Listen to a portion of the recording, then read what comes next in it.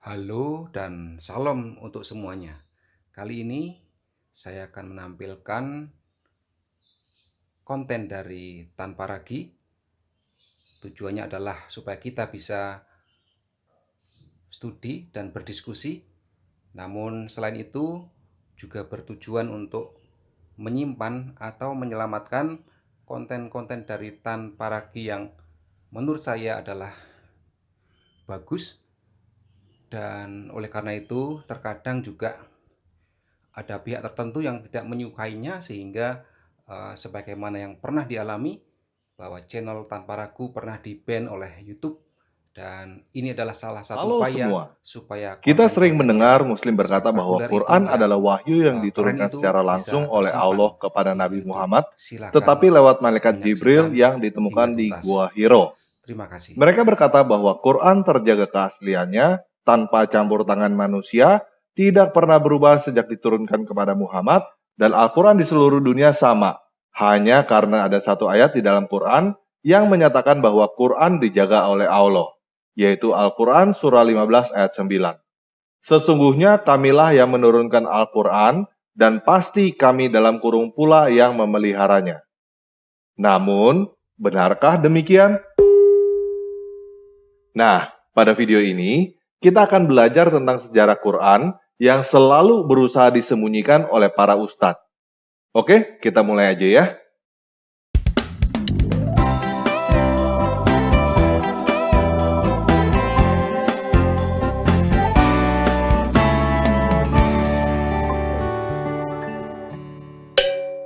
Nah, menurut tradisi, Muhammad mulai menerima wahyu pada tahun 610 sampai ketika dia meninggal pada tahun 632. Pada tahun 644, 12 tahun setelah Muhammad meninggal, pada zaman dinasti Rasidun di bawah kepemimpinan Khalifah Utsman, Al-Quran mulai dikumpulkan dan dikanonisasi. Pengumpulan dan kanonisasi Quran oleh Utsman diperkirakan selesai pada tahun 650, 18 tahun setelah Muhammad meninggal. Setelah Al-Quran versi Utsman ini selesai dikanonisasi, dia memerintahkan untuk membakar semua materi Quran lainnya, baik berupa salinan lengkap maupun berupa potongan kecil. Dia juga memerintahkan untuk membuat salinan Al-Quran yang baru dikanonisasi itu dan disebarkan ke beberapa provinsi. Nah, tentunya, pertanyaan pertama yang timbul adalah, kenapa Al-Quran baru dikumpulkan setelah Muhammad meninggal? Kenapa bukan Muhammad yang mengkanonisasi Quran? Bukankah Nabi Muhammad yang dipercayakan Quran?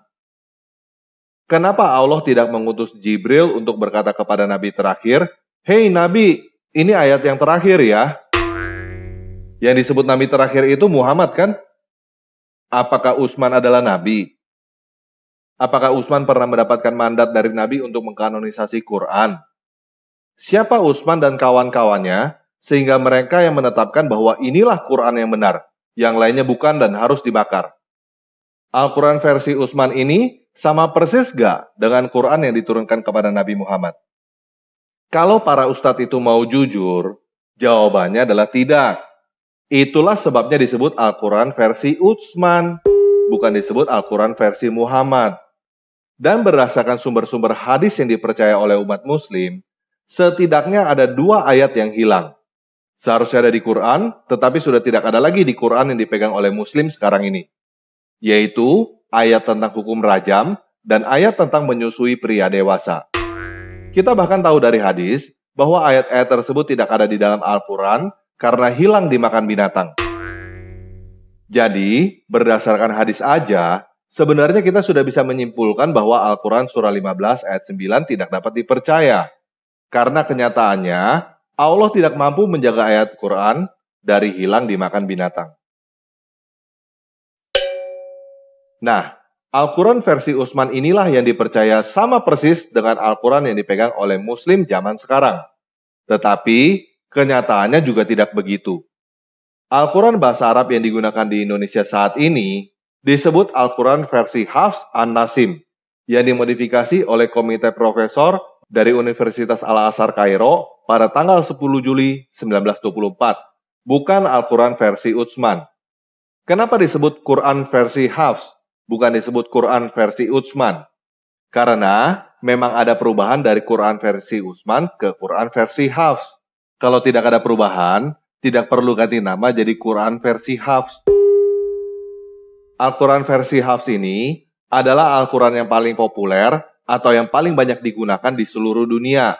Bahkan, banyak muslim yang mengira bahwa Quran versi Hafs ini adalah satu-satunya versi Quran yang ada di seluruh dunia. Tetapi kenyataannya tidak begitu. Ada Al-Quran bahasa Arab versi Wars yang populer dari Maroko sampai Algeria. Ada Al-Quran bahasa Arab versi Kalun yang populer dari Libya sampai Tunisia. Ada Al-Quran bahasa Arab versi Al-Duri yang populer di Sudan. Dan masih banyak Al-Quran bahasa Arab versi lainnya. Semua Quran itu berbahasa Arab dan semuanya diklaim sebagai Quran yang asli, tidak berubah sejak diturunkan kepada Muhammad oleh masing-masing pembacanya. Teman-teman muslim yang sudah tahu bahwa ada Al-Quran versi lain selain yang mereka pegang, biasanya masih tetap mengklaim bahwa Al-Quran tidak berubah sejak zaman Muhammad. Mereka berkata bahwa versi-versi lain itu hanya qiraat, hanya berbeda dialek, tidak berbeda makna, sudah begitu sejak zaman Muhammad. Mereka berkata begitu karena ada ditulis di dalam hadis bahwa Al-Quran diturunkan kepada Muhammad dalam 7 ahruf. Kebanyakan muslim, terutama yang awam, menyangka bahwa 7 ahruf ini artinya adalah 7 dialek.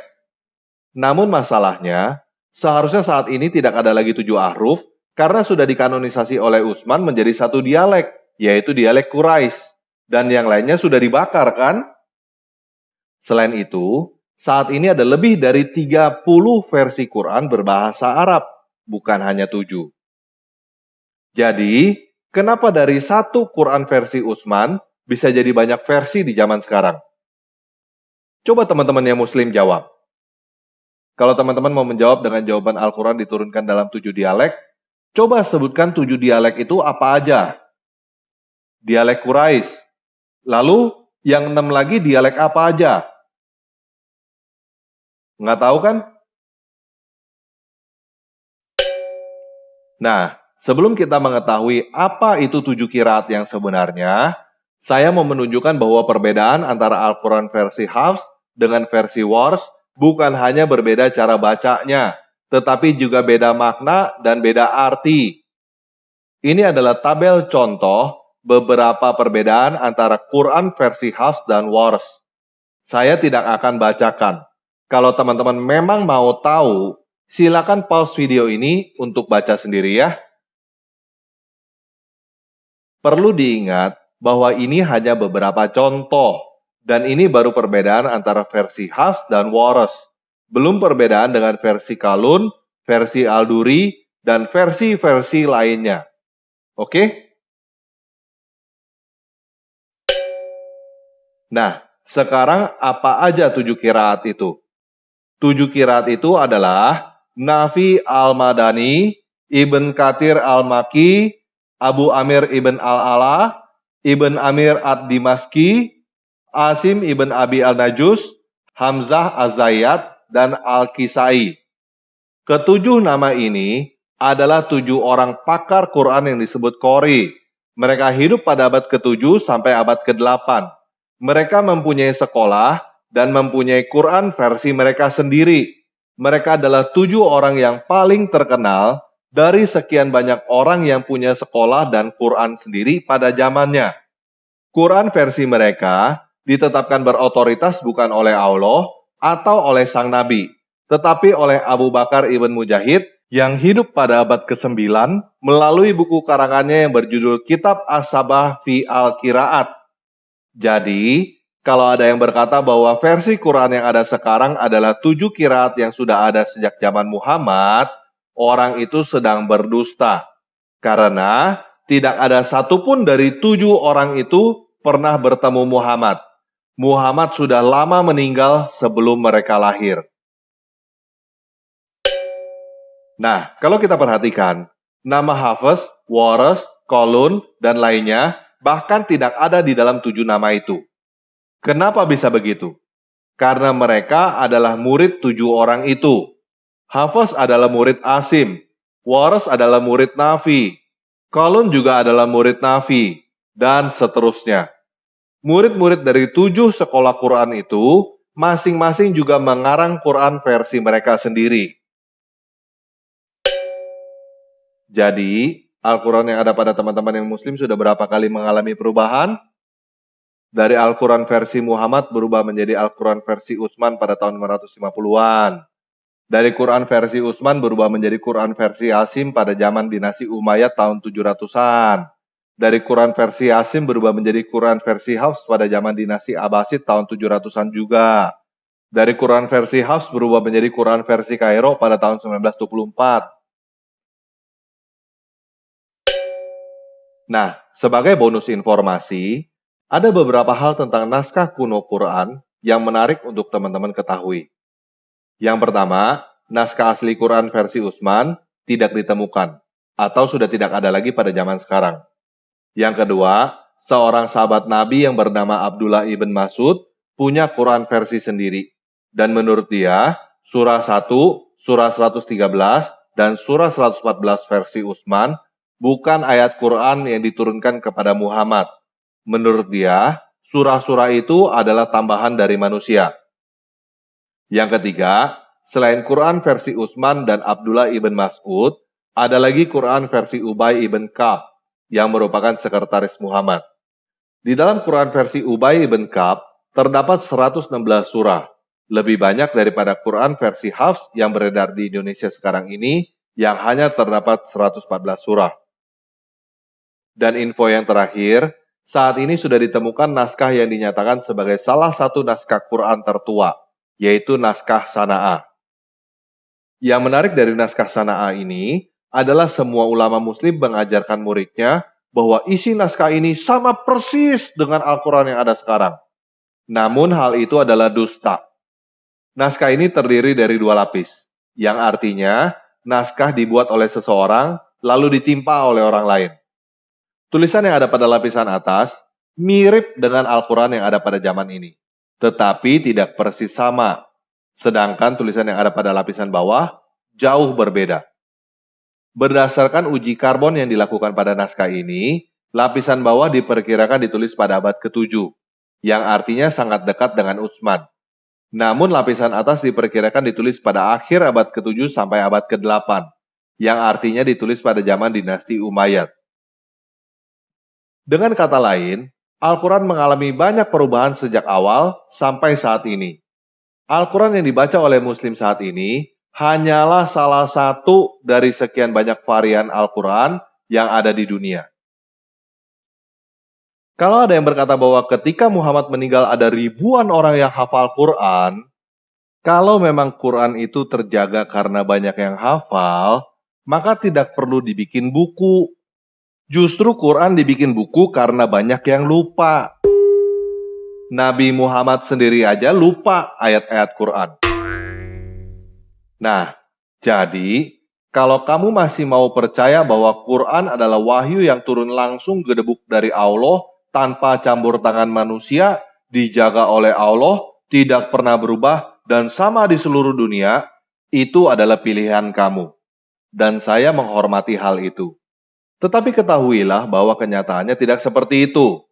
Sampai dengan Muhammad meninggal, tidak ada pernyataan dari Allah, Jibril, atau Muhammad bahwa Quran sudah selesai. Allah, Jibril, atau Muhammad tidak pernah memberikan mandat kepada Utsman untuk membukukan Quran. Tanpa campur tangan seorang manusia yang bernama Utsman, yang bukan nabi, Quran bahkan tidak menjadi buku. Tidak ada satu orang pun yang tahu surah-surah di dalam Quran disusun oleh Utsman berdasarkan apa. Yang jelas, bukan berdasarkan kronologi waktu turunnya wahyu. Dan susunan Quran versi Utsman berbeda dengan susunan Quran versi Abdullah ibn Mas'ud dan versi Ubay bin Ka'ab. Menurut sumber-sumber Islam, ada ayat-ayat yang hilang dan ada ayat-ayat yang ditambahkan pada Quran versi Utsman dari Quran versi Muhammad yang seharusnya. Dari Utsman ke zaman ini, Quran juga mengalami beberapa kali perubahan. Quran yang beredar di Indonesia sekarang ini bukan versi Utsman, tetapi versi Hafs yang baru direvisi pada tahun 1924. Dan ada banyak Quran versi lainnya yang berbahasa Arab dan diklaim asli juga oleh pembacanya masing-masing sekarang ini. Nah, kamu beragama bukan untuk percaya kepada kebohongan kan? Jadi ketahuilah bahwa kamu juga punya pilihan untuk berhenti percaya kepada Quran dan keluar dari Islam kapanpun kamu mau. Tidak ada satu orang pun yang mempunyai hak dan bisa mencegah kamu untuk berhenti percaya kepada Quran dan keluar dari Islam. Oke, sekian video kali ini. Yesus Kristus penguasa saya mengasihi kamu.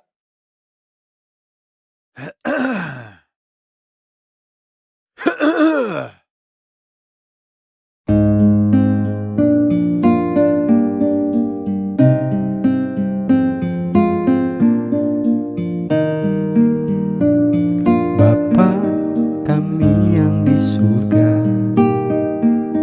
dikuduskanlah namamu, datanglah kerajaanmu, jadilah kehendakmu di bumi seperti di surga. Berikanlah hari ini makanan kami secukupnya, dan ampunilah kami ini seperti kami juga ampuni orang yang bersalah. Jauhkanlah kami dari pencobaan dan yang jahat, sebab Engkau yang mempunyai kerajaan, kuasa, dan kemuliaan untuk selamanya. Walaupun ku tak mengerti segala rencanamu, namun ku kan percaya rancanganmu terindah. Walaupun ku tak mengerti segala rencanamu, namun ku kan percaya rancangan